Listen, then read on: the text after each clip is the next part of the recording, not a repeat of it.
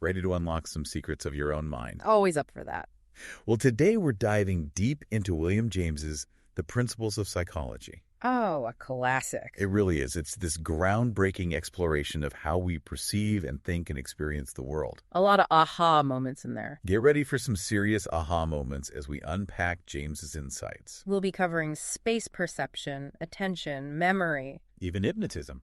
I find it amazing how much this work from over a century ago still resonates today. Me too. It really holds up. James had this incredible ability to break down complex mental processes, Yeah. into relatable everyday experiences. Exactly. Like, have you ever closed one eye, then opened it, and noticed how everything seems to shift? It's trippy. Yeah. James uses that simple phenomenon to illustrate how our brains are actively constructing our sense of space. Right. It's not just about what our eyes see. It's about touch, muscle movements. Right. Even that internal sense of where our body is in the world. Exactly. And he tells this fascinating story about a blind patient who was shocked that a portrait could fit inside a locket. Wow.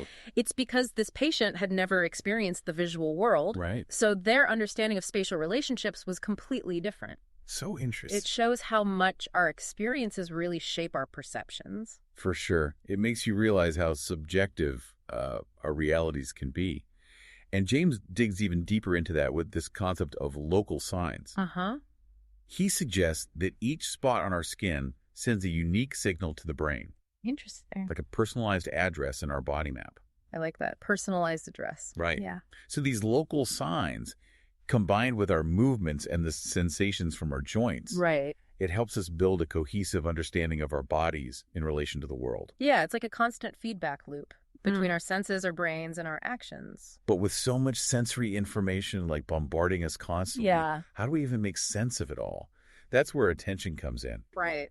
James describes it as a spotlight, illuminating certain sensations and thoughts while leaving others in the shadows.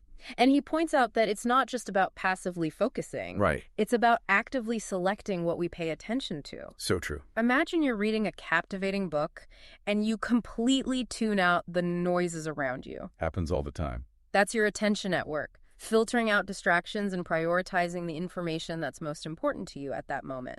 It's almost like our brain is a muscle, getting stronger the more we exercise our attention. Yeah, and James suggests that there are two key parts to this process. Okay.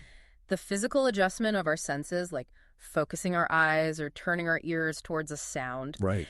And the mental preparation of our brains to analyze the incoming information. That mental preparation is so crucial. It is. It's like our brain is priming itself. Yeah.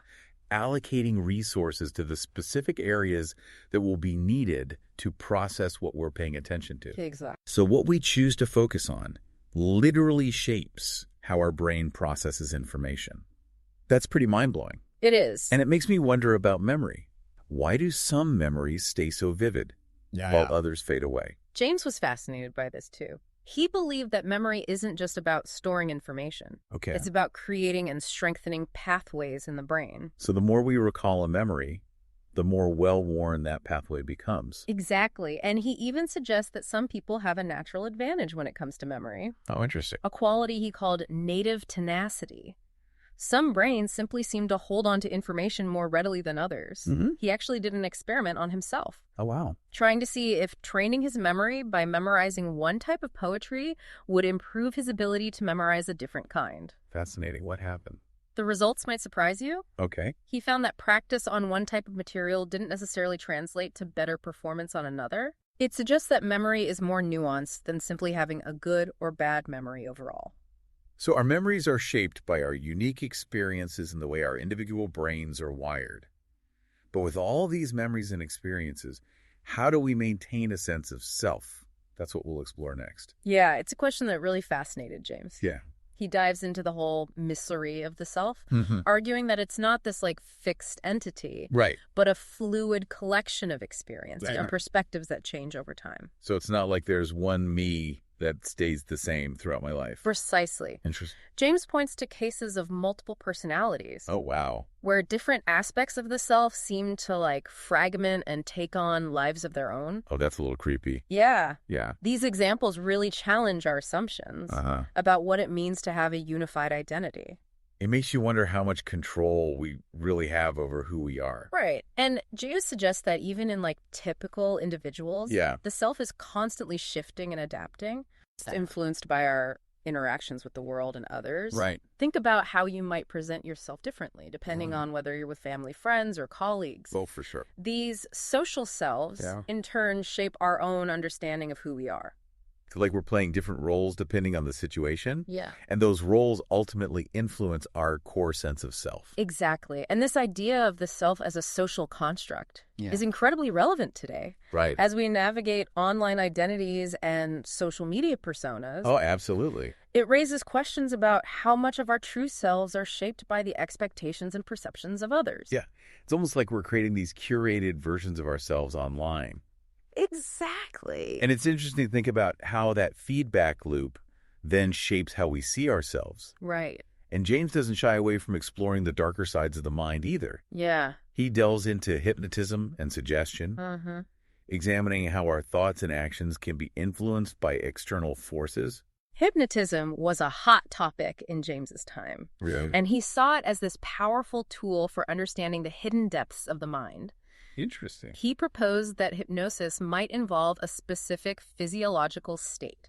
Okay. A kind of suspended state between wakefulness and sleep. Oh, wow. Where the mind becomes highly receptive to suggestions. It's like our critical faculties are temporarily put on hold. Right. Making us more susceptible to influence. Exactly. And one striking anecdote James shares involves a hypnotized patient who, under the suggestion of being in Algiers, claimed to be too far away to respond to the hypnotist's commands.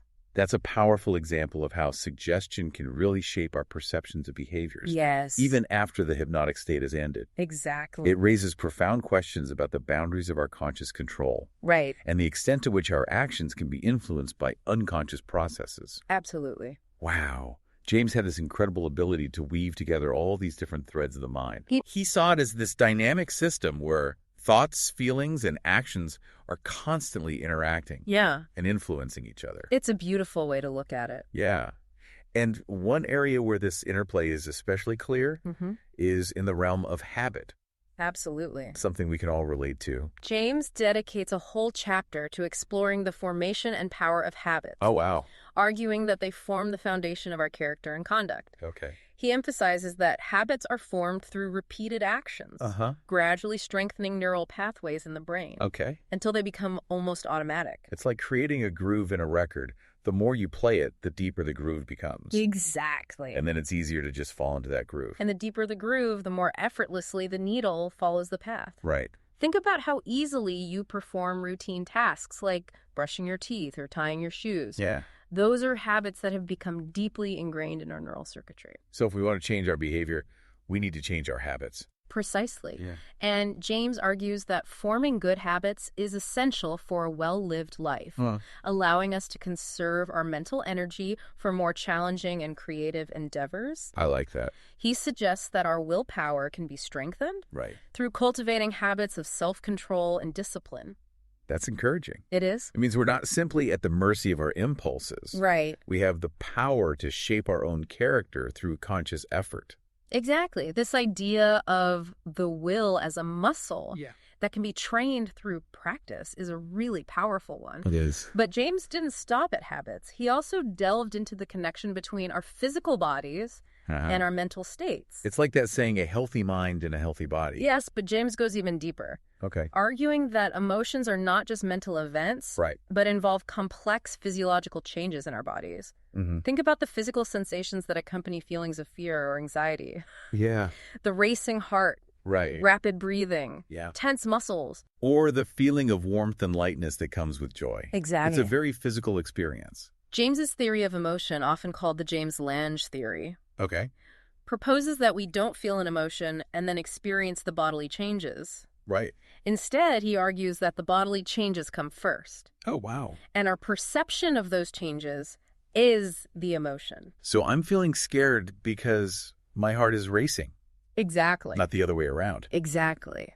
That's so interesting. It might seem counterintuitive. It does. But it helps explain why expressing emotions through laughter, tears, or physical movement can often help us process and regulate them more effectively. Oh, that makes sense. It's like our bodies are giving our brains feedback, yeah, shaping our emotional responses. So it's not just a one-way street. Exactly. Wow. James's exploration of the mind is remarkably thorough. It is. Covering a wide range of topics from perception and attention to memory and consciousness. He had this amazing ability to connect seemingly unrelated phenomena, highlighting the interconnectedness of our mental processes. He really was ahead of his time. And his insights continue to resonate today. They do? Offering valuable tools for understanding ourselves and the world around us. I like that.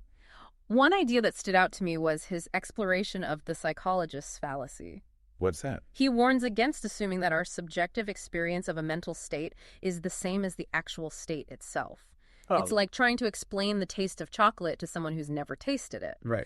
We can use all sorts of metaphors and analogies, but we can never fully convey that subjective quality. So if we can't assume that others experience the world in the same way we do.